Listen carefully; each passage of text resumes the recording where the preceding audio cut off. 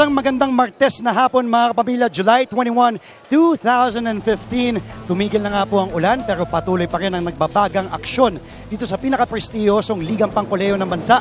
Ito pong NCAA Season 91 na live nyo pa rin pong napapanood sa ABS-CBN Sports and Action Channel 23, Balls High Definition Channel 167 at live streaming din po via www.tfc.tv, and you can download the iOne TV app sa inyong mga tablets and mobile phones ng libre. Kani-kanina nga lamang po ay nakuha na ng San Beda Red Lions ang kanilang pangatlong panalo kontra sa Lyceum Pirates sa score na 97-74. At ngayon naman ay magbabanggaan na ang koponan ng Colegio de San Juan de Letra Knights na wala pang talo sa NCAA Season 91 kontra sa 1-2 na San Sebastian College Recoletos Golden Stags. It's Mark Cruz versus Bradwin Quinto ngayong hapon.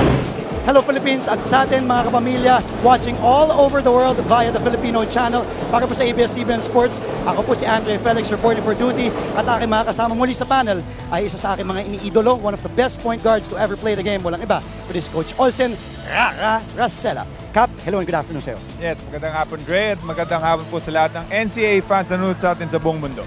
Cap, bago natin pag-usapan yung dalawang koponan natin na San Sebastian and Letran, silipin muna natin ang ating team standings and to see where do the teams fare so far sa ating pang-apat na linggo ng NCAA action.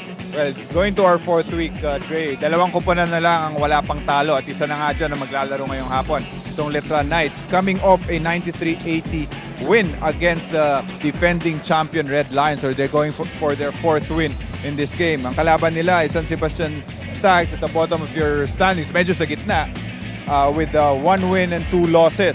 They're coming from a loss against the Altas. So itong game na to ay ang pangalawang panalo na kaya ni Coach Rodney Santos. Tignan natin kung ano mangyayari. Maganda yun, malalaman natin mamaya-maya. Ngayon naman puntaan natin ang panig ni Coach Aldin Ayos, Sorsogon native, who is running a different kind of system na takbuhan lang. Tinatawag nga silang Suicide Squad, itong NCAA, mga fans ng NCAA that is. At ito of course led by the Rack Attack ni Kevin Racal in their last game against San Beda in only 20 minutes of play, actually 22 minutes of play to be exact. Nagtala siya ng 20 points and 8 rebounds. Yes, without Ray Nambatak and Mark Cruz in the end game, sinabi mo nga, Rack Attack. And he took over, scoring 20 points and 8 rebounds in that game. But more importantly, siya yung veterano na naiwan at siya nagdala ng kanyang koponan dito sa pagkapanalo na. Nabanggit mo, veteran, ito namang kabilang panig, yung San Sebastian College Recoletos Golden Stags. Veteran din itong si Jamil Ortuste na talagang aasahan nila, isang tubo ng Antipolo. Aasahan ni Coach Rodney Santos na mag-step up big in this guard heavily laden squad ng Letran.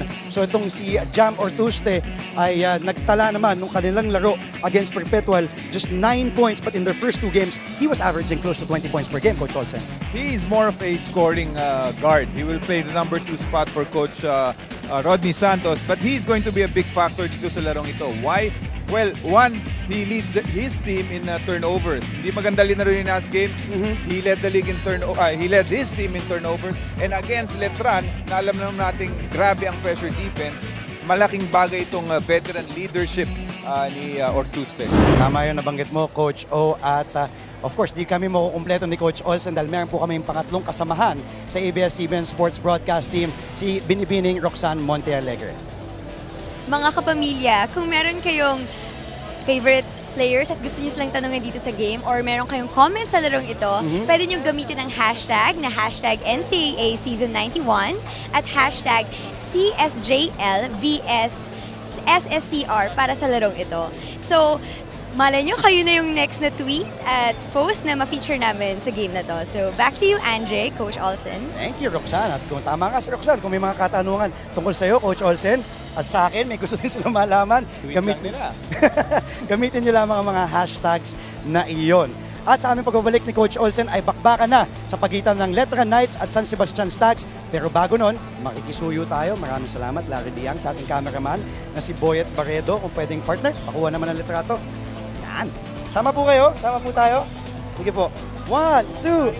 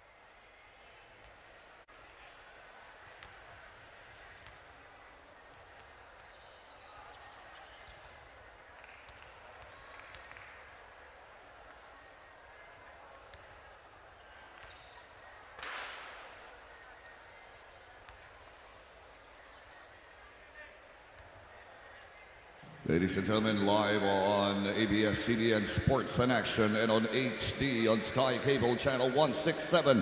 Balls HD from the Phil Oil Flying V Arena in San Juan, powered by...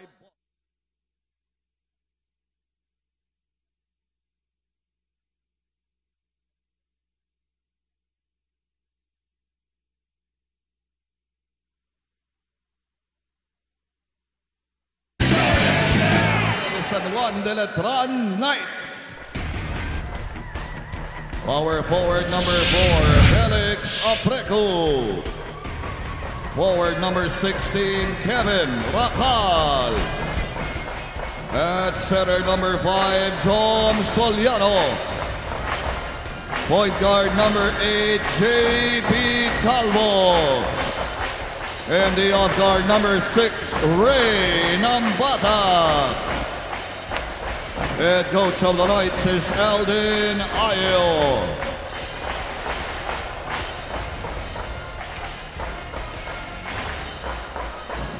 And now the starting five for the San Sebastian Golden Sands. Power forward number 7, Michael Calisan. Forward number 12, Jerick Fabian. Center number 5, Bradwin Ginto. Point guard number 4, Ryan Costello. And the off guard number 13, Jamil Ortuste. Head coach of the Golden Stags is Rodney Santos. The official Sa magandang hapon mga kapamilya, saan man kayo naroon. Sa koponan ni Coach Rodney Santos, nakapula ngayon ng San Sebastian Stags. He will start with the same 5 that he did against Perpetual. Ryan Costello at point, Jam Ortuste in the 2 guard, Jerick Fabian, the guy from Pampanga at a small forward position. Ito naman si Brad Ginto, the man in the middle, at si Mike Calisan ang 4 or power forward. Para naman kay Coach Aldin Ayo ay same 5 din na nag-start against San Beda, Felix Aprico, Jom Soliano, Ray Nambata, JP Calvo, and Kevin Racal. Umatake kagad ang Letran, itong Suicide Squad nga kung tawagin ng ating NCAA fans. Umatake kagad right from the get-go, Coach Olsen. Oo, nagustuhan ni Coach Aldin yung laro nila the last game.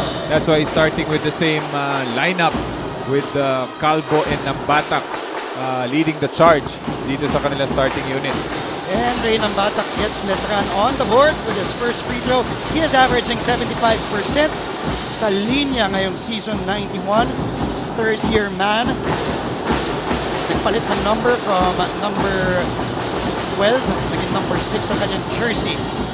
And ito na nga ang Letran running their full court press. Costello, nahanap si Ginto.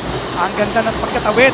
Itong San Sebastian, libre si Jam Ortuste. Ilista mo na para sa kanyang unang 3 ngayong araw. And that's going to be a good sign for Coach Rodney Santos dahil ang talagang pinaghahandaan nila is itong press ng Letran. And right off the bat, meron agad silang napagandang press break to answer that press.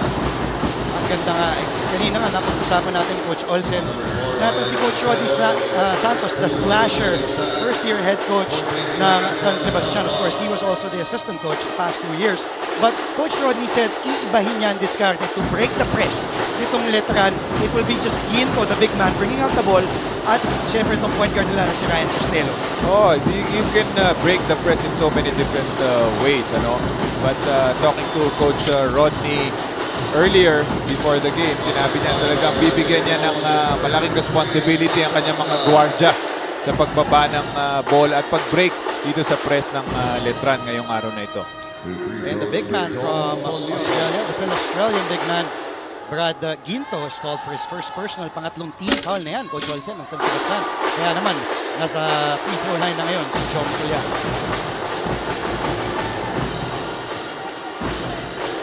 Ating officials for today, referee number 16, Dexter C. Referee number 37, Alan Basal. And referee number 27, Ruben Agpalo. And both free throws were good for Jom Soliano. So both Nambata and Soliano with 2 apiece. Lamang ng bahagya, isang punto. Ito na yung magiging problema nila. Baka matawagan ng 5-second violation. Pero napilitan doon itong si Jam Ortuste na tumakbo mula sa other side. Sa kabila para makakuha yung bola. Oh, nakita niya na medyo nahirapan nag-inbound kaya pressure release to si John Ortuste to bring up the basketball. or Tuesday, di ginamit ang pick na sinet ni Brad Quinto. And foul ang itatawag natin dito kay JP Calvo. First one on the run. Unang personal ni JP, unang team foul ng Letran. Ito yung rule na nga natin na instead of babalik sa 24, magpa-14-second shot clock. And sa NCAC final turnover, di nagkasundo si Fabian and si Costello doon, Coach Olsen. Yan yung mga isang bagay na kailangan nilang pagtuunan ng pansin. Yung turnovers against Letran team. Yun ang gusto ng Letran mangyari, to force some turnovers and get easy points. At turnover din naman si Felix Aprico. Nagkamali ng pasa doon kay Jom Soliano pero naagaw ni Ray Nambatak, and this is what Ray Nambatak does. For his 4th point today, steals the ball, runs like crazy. And he is very good in the open court. More importantly, ito, nakuha na niyang kalamangan para sa kanyang koponan. Mula sa labas, isa pa, ilista mo na, pangalawang tres. Ni Jam for Tuesday, he leads all scorers with 6. Kailangan nila yung kay Ortuse. Dahil pinag-usapan natin kanina, medyo nag-struggle ito si Ortuse in their last game. But so far, all 6 of their points galing dito kay Ortuse, and all coming from the 3-point area. Tama yun, Coach O, si Jam for Tuesday. Pero pinawi naman ni Ray Nambatak. Yes, mula sa tres para kay Nambatak. He now has 7 points. So ang ganda ng pace natin dito, Coach O, balikan ng tres. Kung kanina ay umulan nga sa labas, ngayon naman ay umuulan ng tres. Dito sa loob ng tres, tama ka dyan, Dre. This fast play is brought to you by Smart. Live the smart life courtesy of Ray Nambatak, na hindi niya na ginagamit yung kanyang goggles. Sabi niya medyo naging uncomfortable daw siya. Nung unang laro, yung simula against Benilde, ginamit niya. Pero ngayon, he seems very, very comfortable without the goggles. As a result, he now has 9 points to lead all scorers today. And Ray Nambatak is the leading scorer of Letran. At malaki ang inaasahan ng kanyang mga teammates at ng kanyang coach dito kay Ray Nambatak. Balikan naman natin ang ating kasamahan na si Binibining Roxanne Montialegre. Roxanne? Nagkaroon ako ng opportunity na makinig kay Coach Rodney Santos during their huddle sa San Sebastian. At gusto lang niya makita sa players niya na all out sila today. Make no hesitation sa kanilang play. Ayaw niya nakabahan ito at matanggalin ang kanilang takot. And lastly, gusto niyang i-trust yung instincts ng player mismo. Gusto niya gawin ang kanilang trabaho at gusto niya na i-improve ang kanilang defense sa game na to. Dito na makikita natin na hindi na niya binoost yung moral ng team, kundi mentally, prepare din niya para sa laban nito ang San Sebastian. Yun lang, Andre. Thank you, Roxanne. At yun, nakausap nga niya si The Slash Rodney Santos, a former NCAA MVP back in 1994. Medyo sugal niya to dahil hindi niya inilabas itong si Brad Quinto, saddled with 2 personal fouls already, Coach Olsen. Yes, early in this game, ito nga sinabi mo, Dre, dalawang personal fouls na itong si Bradwin Quinto. Costello mula sa labas, napalakas ang bola, nakakuha ni Fabian pero tatawagan siya ng double dribble doon. Kaya balik ang bola sa Colegio de San Juan de Letran Knights. Ayan nga si The Slasher, employing the triangle offense that he learned from his master. Ang sabi niya si Coach Tim Conner, tinatawag niyang master. Kumbaga, si Coach Tim Conner parang si Master Yoda niya. Na siya ay isang Luke Skywalker, ika nga. Pero yung triangle, Dre, it takes time for you to master it. At this is Coach Rodney's first year. So, medyo matatagalan pa bago ma-master ng kanya mga players yung triangle system. Fabian strikes from the outside, and yes, mula sa tres para kay Jerry Fabian. All the points of San Sebastian are coming from 3-point country today. Dehado pa rin sila ng dalawa though. 11-9 ang ating talaan. Rakal, binabakay ng Batak. Ang ganda ng depensa ni Fabian. Tumatakbo ang dalawang nakapula. Naagaw doon. And ng Batak is off and running. Ganda naman ng grab pass niya kay Jom Soliano. Yan yung strength din ni Ray Nambatak. Hindi lang siya magaling mag-finish on the break at magaling din siya pumasa and looking for his open teammates. Jam or Tuesday, nakahanap ng puwang. The floaters, good. Ginamit pa ang banda doon. And Jam or Tuesday, after having just 9 points in their last game against Perpetual Help, he now has 8. Lamang po ang Letran, 13-11. Kami po yung magbabalik sa ABS-CBN Sports and Action.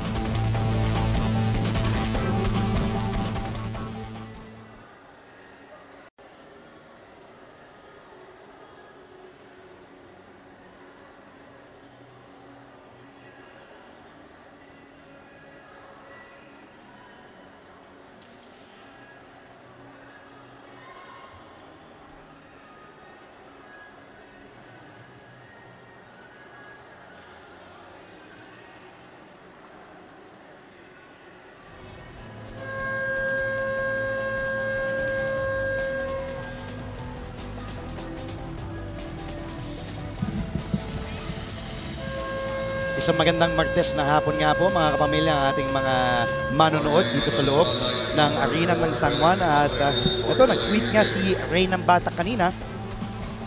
Ni-retweet niya and of course using the hashtag NCAA Season 91 SOCMED and Schoolboy ATM night class. Student first before athlete. Ito yung kinagandahan ng ating mga estudyante, Coach Olsen. Talagang sabi nga nila, importante ang basketball, pero syempre mas importante ang pag-aaral. Oo, kaya nga tinatawag na student athlete But they are students first before they are athlete. Coach O, nung Webes, kayo nga ni Anton Rojas, ang panel nun, nung long-time rivals San Beda versus Letran, kung saan nanalo nga ang Letran by a big margin. And inside, pumasok na pero niluwa pa ang basket doon ni Mike Calisaan, pero nakuha naman ni Ortuste na talagang nag-iinit ngayong araw. Pangatlong tres na ni Ortuste ang ililista natin dito. He now has 11 points to lead all scorers. Kaya naman tumawag ng maagang time to si Coach Alden Ayo because of Ortuste na talaga nag-iinit sa larong ito. Three-point baskets by Jamil Ortuste.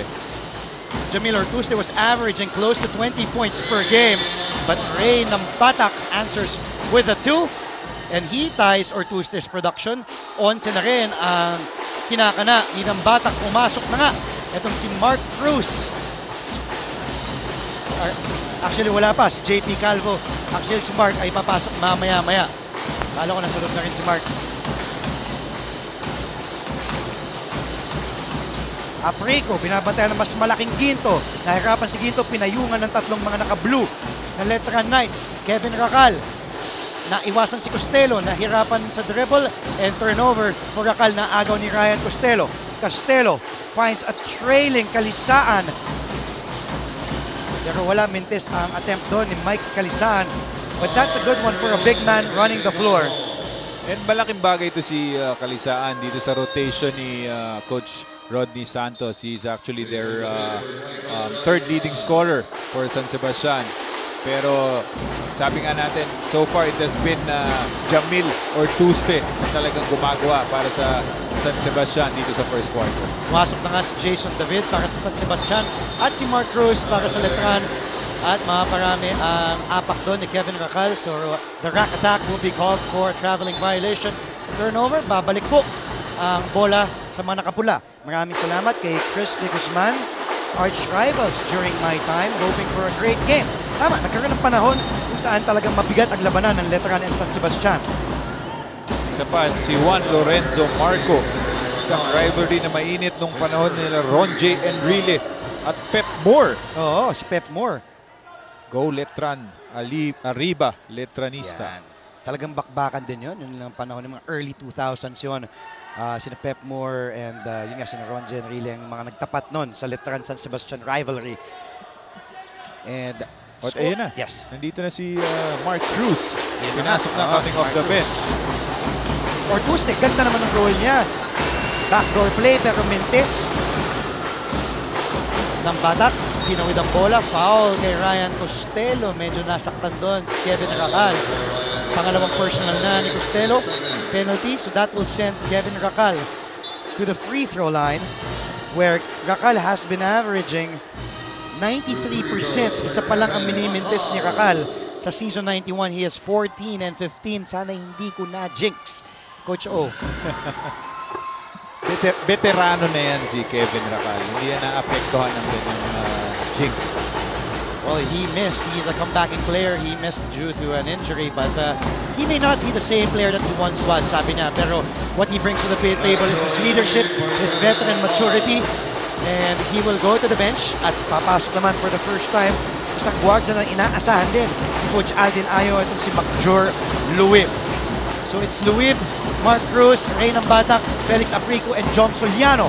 Ang ganda naman ng forward pass over to Costello, and there is Bradwin Quinto to clean the glass and for his first 2 points. Remember, here's a guy, Coach Olsen, who committed his second personal foul, hindi nilabas ni Coach Rodney Santos. Well, part of Coach Rodney's game plan is talagang bigyan nito sa ilalim si Ginto. And so far, di pa nila masyado nakikita, but a good follow-up job by Ginto in that play. barangay foul. Nakita ang ating opisyalis, mukhang si Fabian ang tatawagan, kanyang una. Penalty ng atong San Sebastian. Panoorin naman natin itong strong move of the game brought to you by Smart. Live the smart life courtesy of the guy who grew up in Melbourne, Australia. Ito si Bradwin Ginto. Ray ng Batak, perfect from the line. Pinanganak sa Cagayan de Oro. Yung si Ray. Yeah, one of the things na talagang na-improve ni Ray ng Batak. From high school going to college, kilala siya na magaling sa open court. Tama. Magaling sa fast break. Pero takbuhan talaga gusto niya, no? This season, na-improve na niya ang kanyang outside shooting. Kung napapansin natin, marami na siyang mga shots made from the three-point area. Tama yung napansin mo, Coach. He has developed that perimeter shooting or outside shooting through the years. At mahirap na siya mapigil pag ma-complement niya yung kanyang running game with that outside shot. Talagang inside-out threat na rin si Ray ng Batak. Pero McJur Luib, instant offense, kakapasok lamang ni Luib, instant 2 para kay McJur Luib. Foul naman ang tinawag dito kay publiko, kakapasok lamang.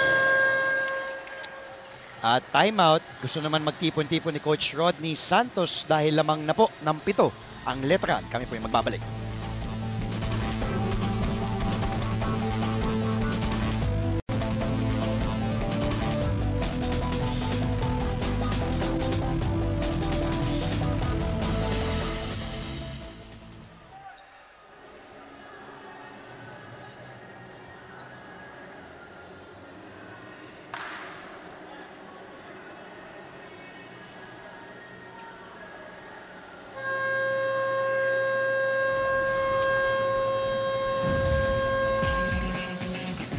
Maraming salamat mga kapamilya. Tingnan naman po natin ang labanan ng University of Perpetual Health System Delta Altas kung saan sila po yung nagwuging to get their 4th win in 4 outings, 84-70. At ano yung pinaka nag-standout sa'yo dito in this game, Coach? Kung saan nahirapan tong San Sebastian? Well, napakaganda kasi ng team nitong Perpetual. You have Scotty Thompson there. You have Bright Aqueti. At medyo mahihirapan silang pigilan yan. But it was a good game by Costello in that game.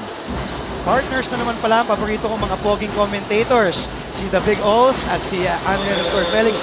Maraming salamat kay Chris. Nakita na yung kapugian mo. Yung kapugian mo din. Coach, ikaw ang idol ko. Alam naman natin. Pinanganak ng All Saints Day itong si Roderico Cesar Escueta o Racela. Buong-buo yun. I did my research, partner. Wow. Talking about the Escueta family, binabati natin Escueta family ngayong araw na ito. Si Manong, ng mga nakasama natin kagabi sa basketball, panoorin naman natin ang drive doon ni Jam or Tuesday. Mark Cruz, medyo nagluksong baka doon si Mark Cruz. Kay Brad Ginto. At mabigat to, kung di ako nagkakamali, Coach O, tinawagan ng pangatlong personal foul ni referee Alan Dasal, si Brad Ginto, where he went for the ball. At ito namang si Mark Cruz, napaluksong baka nga. So, iuupo. Ito yung sinasabi kong risk na... Oo, yan yung sinasabi mong gamble ni Coach Rodney na iniwan tong si Bradwin Ginto. So, most probably, hindi na maglalaro yan si Bradwin Ginto for the remainder of the first half. Dahil 3 fouls na nga ito si Bradwin Ginto. So, ang scoring load ay aasa natin dun sa kanilang mga guardia without Bradwin Ginto inside. At Mark Cruz at the line. Pasok ang dalawang free throw ni Mark Cruz. Sa magandang hapon din sa ating kasamahan na si Coach Martin Antonio na nanonood, na nag-gym habang nanonood, nagbabantay sa kanyang lola. Get well soon, Lola Antonio. This Letran team reminds me of Letran 2005. Interesting. Coming from Maki Makabagdal. Maraming salamat sa pag-tweet using that hashtag NCA Season 91 and CSJL vs SSCR. Sabi nga ni kasamahang Martin Antonio, yung matchup daw ni Erwin Velez ng Letran and Banjo Calpito ng Baste.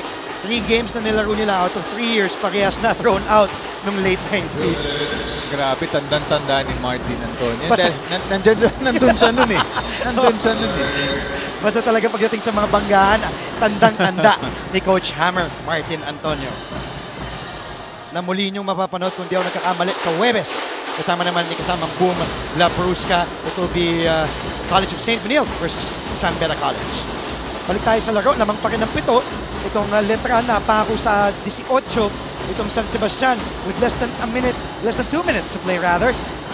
And here's their ball swing, being patient. Itong upunan ni Coach Rodney Santos, Ortuste with 4 to shoot. Ortuste has to fire. And there is that aggression. And itong ibang klase talaga itong laro ni Michael Calisana. Sabi ng iba na he reminds them of Eddie Laure. Yes, ito si Eddie Laure. Mike Calisaan is a very athletic guy, you know. He can play inside, outside, ang bilis sa fast break. Malaking bagay sa rotation ni Coach Rodney Santos. And without Bradwin Ginto, with Bradwin Ginto in fall trouble, expect ito si Calisaan na mag-produce dito sa San Sebastian Stars. And Michael Calisan completes on that 3-point play. Calisan averaging 15 points per game. Joins the scoreboard now with 3. Binaba ang kalamangan ng Letran sa 4. Mark Cruz. And they swing it to Bong Quinto. Quinto, balik kay Mark Cruz. Cruz steps back from the corner. Wala, and rebounded that time around. Ni Balagasay na nasa loob na rin. I'll make that. Si Vera. Si Vera pala. I stand corrected. It's Dom Vera for Coach Rodney Santos.